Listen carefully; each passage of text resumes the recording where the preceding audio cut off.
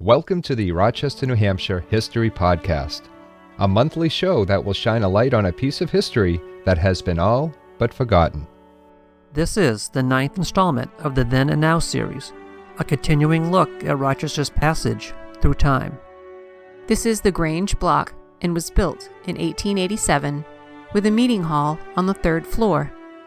The third story was removed in the 1960s during renovations for the JCPenney store.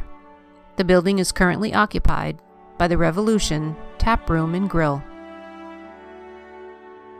The year is 1977, and Dr. Smith's office on South Main Street is next to the library. Additional parking for the library has replaced one of the buildings. This is Front Street in the early 1900s in East Rochester. The building on the right is the entrance to the mill. This building is still there, but it is looking a bit run down and needs help. Looking at some buildings on South Main Street near Royal's Pizza in 1974. Now the trees and bushes are bigger. Other than that, not much has changed. Bober Ford in the 1970s. Check out the Mustangs in the front. Today the car dealership is gone, replaced by restaurants.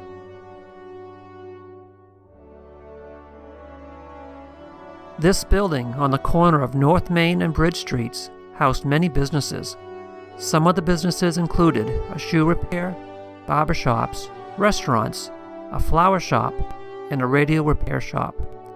It was taken down and replaced by a gas station. Now Citizens Bank resides there. The Old Hayes Building in downtown was built in 1878.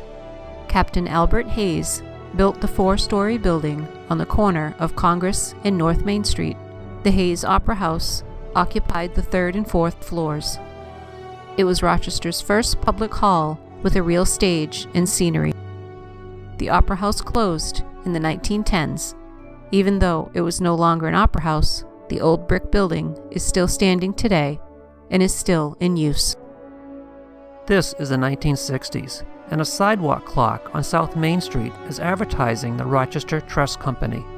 Sadly, the classic clock has been removed. For many years, Friendly's restaurant next to the library was a favorite gathering place for many in Rochester. Now it is an empty building. Colonial Grocery in Gonick on Route 125 was a classic general store that sold a little bit of everything. Today, a Dunkin' Donuts resides where Colonial Grocery was. Hervey's Tire was established in 1912 and is still in business and operated by the same family.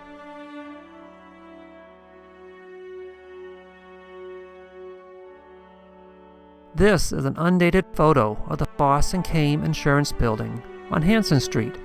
A beautiful view of a church steeple can be seen on the right.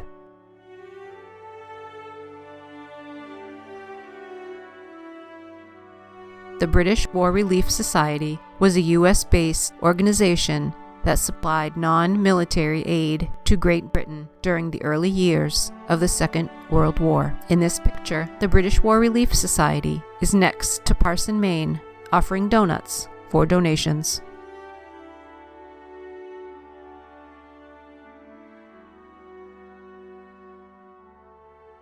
This is 1965, and the lilacs are in full bloom at the War Honor Roll outside City Hall.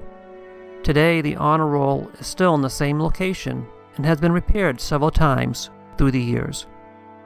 This picture was taken before 1880.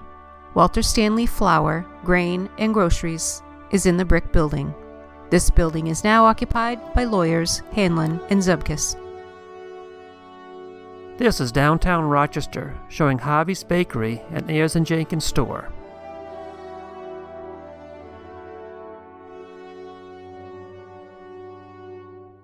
This is an undated photo of Main Street, East Rochester. The road is unpaved, and there are horse-drawn carriages. The two buildings in the background are still with us.